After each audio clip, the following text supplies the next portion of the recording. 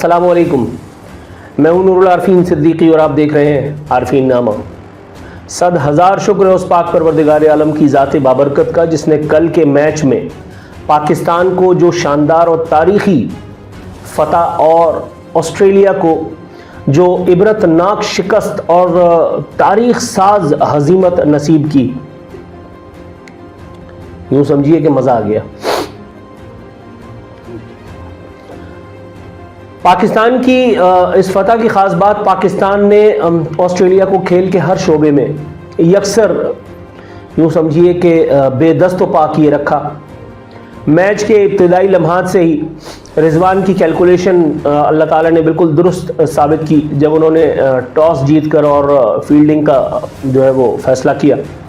Pakistani bowlers ने कल सुम्मा अल्हम्दुलिल्लाह लाइन और लेंथ का हाथ न छोड़ा। हारिस रऊफ़ कल के मैच में एक बाजीगर की तरह से नमूदार हुए। ये वही हारिस रऊफ़ हैं जिनको हम पाकिस्तानी पिचेस पे खिलाते हैं तो उसके बाद नतीजा ठन ठन गोपाल होता है, लेकिन थैंक्स टू ऑस्ट्रेलवी पिचेस के जिन्होंने हारिस रऊफ़ की गेंदों को कल नाकाबिले जिसको कहते हैं तस्खीर फरमा दिया। अनप्लेएबल बॉल्स कल देखने के लिए मिली। मोटी मोटी बातें इब्तिदा में कर लेते हैं, उसके बाद फिर इस खेल की कल के जुज़ियात पर आएंगे।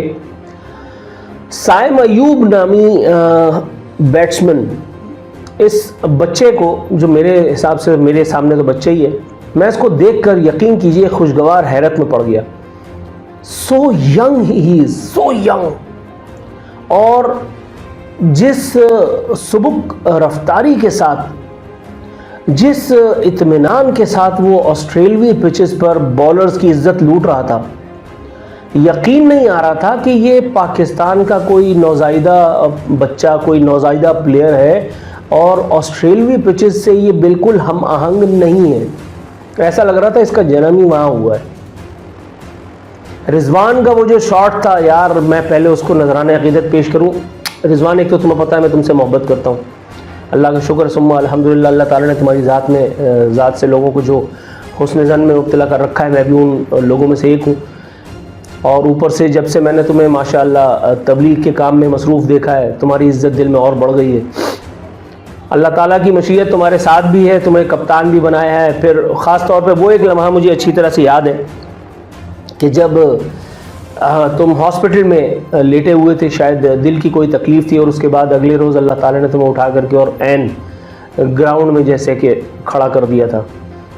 सुम्मा अल्हम्दुलिल्लाह, अल्लाह ताला पे तवक्कुल करने वालों के साथ अल्लाह ताला की कुदरत, उसकी मशीयत, उसकी फितरत ये मामलात करती है कि उन्हें फिर हर मैदान में सुरखरू होना होता है। क्या कहने, माजरत। पाकिस्तान ने मजबूत ऑस्ट्रेलवी किले में शगाफ डाल दिया। जनाब, इमला की गलतियों को नज़रअंदाज कीजिएगा, इसलिए कि नाश्ते के फ़ौरन बाद हज़रत आकर के बैठ गए। ज़बरदस्त किस्म का प्रेशर था हमारे यूट्यूब मैनेजर साहब का कि कल पाकिस्तान का फ़ाइनल है, जब पाकिस्तान फ़ाइनल हार जाएगा तो बनाएंगे एक वीडियो। अल्लाह ना करे, लेकिन भाई ये पाकिस्तान टीम है, इसका कोई पता नहीं होता, इसका कोई पता नहीं होता ये कब क्या कर जाए। 7 साल बाद कैंगरूज को उनकी सरजमीन पर जेर कर लिया। दूसरे वनडे में 9 विकेट की फतह से सीरीज़ बराबर। हारिस रऊफ़ और शाहीन की बमबारी से मेज़बान बैट्समैन सहम गए। ये बैटर्स का लफ्ज़ मुझे पसंद नहीं, इसलिए मैं बैट्समैन कहूँगा। 8 विकेटों का बंटवारा। अब आप बताइए, ये उर्दू लिखी जा रही है। वर्ल्ड चैंपियन टीम 163 तक महदूद। राइट आर्म पेसर ने 5 विकेटें उड़ाईं। ये जर्नलिज्म का हाल है, ये उर्दू जर्नलिज्म है भाई। ये मुल्क का दूसरा मौक़र उर्दू जरीदा है, जिसमें अब ज़ाहिर तनख्वाहें तुम इतनी कम रखोगे, जब जोहला को हायर करोगे तो फिर यही होगा। आगे बढ़ते हैं। रिजवान ने विकेटों के अक़ब में 6 कैचेस थामे।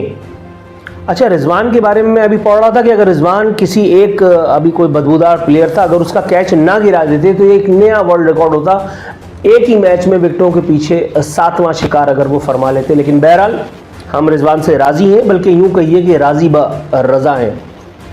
इसी वेबसाइट, इसी अखबार की जो वेब पेज है वो हमें बता रही है कि पाकिस्तान ने 9 विकेटों से हराकर कैंगरूज का 32 साल पुराना भरम तोड़ दिया।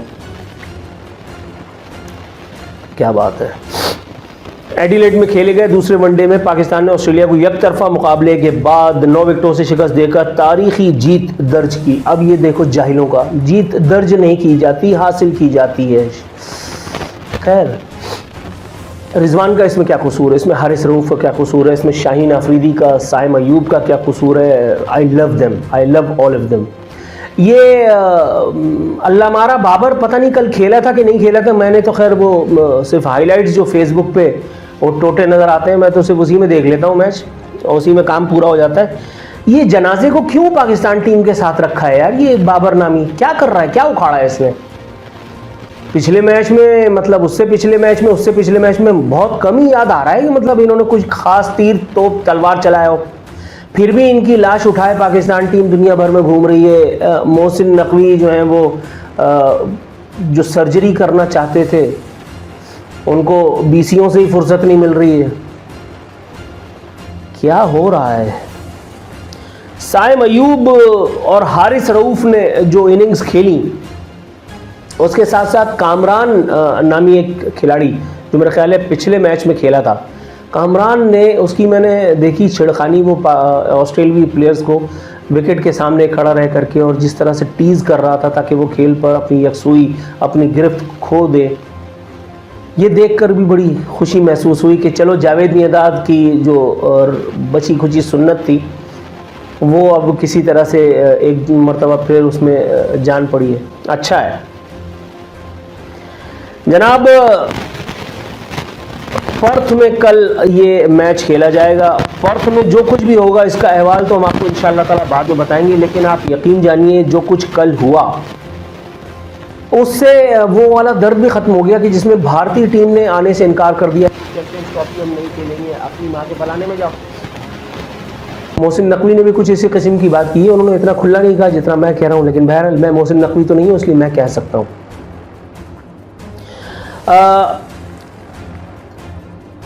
जनाब,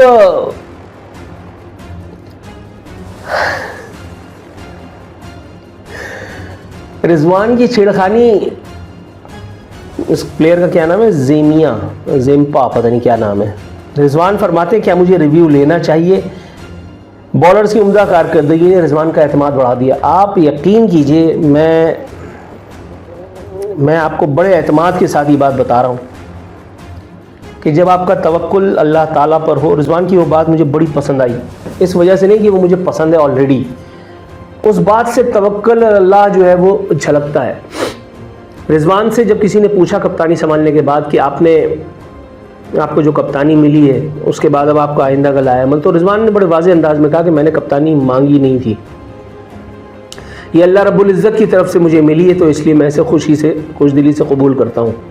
आप यकीन कीजिए कि जब जिस चीज़ के लिए आप सही करेंगे, कोशिश करेंगे, आपको मिल जाती है, तो उसमें आपकी कामयाबी की शरह और तनासुब, और जो चीज़ अल्लाह रब्बुल इज़्ज़त की तरफ से खुद चल करके आपके पास आए उसमें आपकी कामयाबी की रफ्तार, जितनी स्पीड उसमें होगी, दुनिया देख करके दंग रह जाएगी। ये वही पाकिस्तान टीम है कि जिसके बारे में मुझ समेत हम सब मुगल्लिज़ात तकरीबन बक रहे थे, हर अखबार इनको बुरा कह रहा था, हर स्पोर्ट्स जर्नलिस्ट इनमें कीड़े निकाल रहा था, इसलिए कि ये खेल पर तवज्जो नहीं दे रहे थे।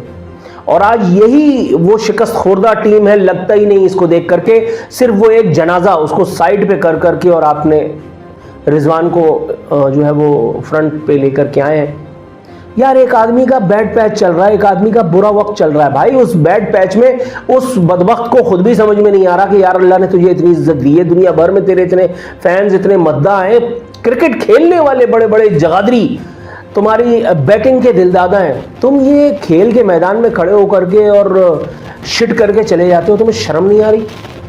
अब तो बाकायदा मैंने बड़े बड़े लोगों के इंटरव्यूज़ में पढ़ रहा हूँ तो वो कह रहे हैं कि रिजवान को क्रिकेट से वो बाबर को क्रिकेट से ब्रेक लेना चाहिए। यार इज्जत बेइज्जती बड़ी चीज़ है मेरे भाई, वह तो इज़्ज़ो मंतशा वह तो ज़िल्लो मंतशा, लेकिन बाज़ दफ़ा इंसान बड़ी मेहनत करके बेइज्जती जो है वो कमाता है, जैसे कि आप कमा रहे हैं। मैंने अभी आपको जिंदा लाश कहा, मैंने अभी आपके जनाजे को बर्दाश्त करने का ताना दिया पीसीबी को और मोहसिन नकवी को। जान छोड़ो यार भाई, अल्लाह के वास्ते। मतलब अपनी रही सही जो है वो क्यों बर्बाद करने पर तुले हो।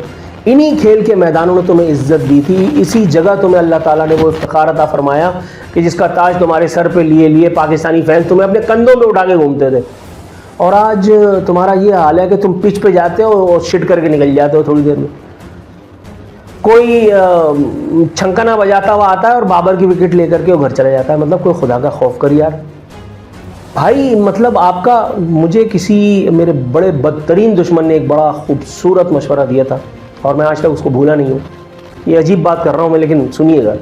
उसने मुझसे कहा था, आरफीन जब बैड पैच में हो ना, जब बैड पैच आए फ्रंट पे आकर के मत खेलना, पीछे चले जाओ, कॉर्नर में चले जाओ, लोगों की नज़रों से ओझल हो जाओ, दूर हो जाओ। एक वक्त खुद आएगा फिर तुम्हारा, फिर तुम्हें मौका मिलेगा और उस वक्त आकर के फिर से अपनी सलाहियतों में जौहर दिखाना, तुम कामयाब कामरान लौटोगे। बिलीव यू मी, मैंने ये बात आजमाई है, मैंने ये बात आजमाई है। हर दफ़ा जब मैं नाक के बल गिरा हूँ, जब लोगों ने समझा कि बस अब ख़त्म, फिनिश, दी एंड, अब कुछ भी नहीं है, उसके बाद जहाँ मैंने पहले भी शायद कहा था आप लोगों से कि जब सांस लेने के लिए एक छोटा सा रोशनदान, एक मामूली सी दर्ज भी मुयस्सर नहीं होती, अल्लाह रब्बुल इज़्ज़त अपने फजल करम से मेरे लिए पूरा दरवाज़ा खोल देता है। तवक्कल अल्लाह भाई, इसी चीज़ का नाम है। बाबर साहब, आप बहुत बड़े खिलाड़ी हैं, ठीक है, लेकिन मेरे भाई मतलब कुछ अल्लाह को मानो, कुछ रसूल को पहचानो। साथ ही साथ कल के मैच के लिए मैं रिजवान 11 को, लानत भेजो बाबर पे, मैं रिजवान 11 को इब्तिदा में ही, शुरू में ही, एडवांस में ही मुबारकबाद दे देता हूँ। भाई अल्लाह को मानो। ये देखो, ये दोनों मेरे हाथ मेरे जुड़े में, कल कोई ऐसी हरकत मत कर देना कि फिर मुझे जो है वो एक आग उगलती हुई वीडियो बनानी पड़ जाए। यकीन करो मैं तुम लोगों के बारे में वैसी वीडियो बनाना नहीं चाहता। तुम लोगों ने सर फख्र से बुलंद कर दिया है। Rizwan I love you, Haris Rauf I love you, Saim Ayub I love you, और बाकी भी जितने, शाहीन आफरीदी एक्सेट्रा एक्सेट्रा, मुझे तो नाम भी किसी ने नहीं पता कर दी। लेकिन बहरहाल तुम जीतो या हारो, हमें तुमसे प्यार नहीं है, तुम हमारे मामू के लड़के नहीं हो। तुम जीतोगे तो हमें तुमसे प्यार है, वरना हमें तुम पे खार है, तुम्हारी ऐसी की तैसी। जीतो, जब जीतोगे तो तालियां बजाएंगे और अगर हारोगे तो गालियां बरसाएंगे। अपना बहुत ख्याल रखिएगा, क्योंकि आपको तो पता है मैं इस हवाले से सानू की मोड पे लगा हूँ। फ़ी अमान अल्लाह।